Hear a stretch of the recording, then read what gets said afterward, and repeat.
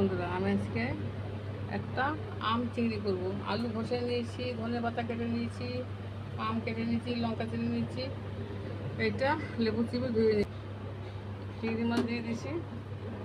এবার আলুটা দিয়ে দিলাম, ধনেপাতা দিয়ে দিলাম, কাঁচা লঙ্কা দিয়ে দিয়েছি, দেখাচ্ছি।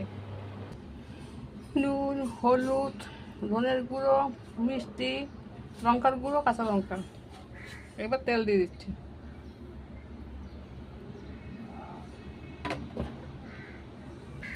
বসিয়ে দিয়েছি। এই দেখুন, খুলে দিচ্ছি, এটা হচ্ছে, দেখাবো। আম চিংড়ি করলাম।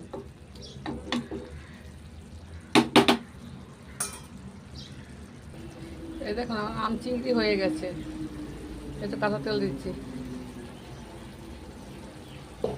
সুন্দর রেখে। এই দেখুন, আমার আম চিংড়ি হয়ে গেছে, কত সুন্দর। খেয়ে দেখবেন, সত্যি ভালো হবে। জানি না, আমি নতুন করেছি।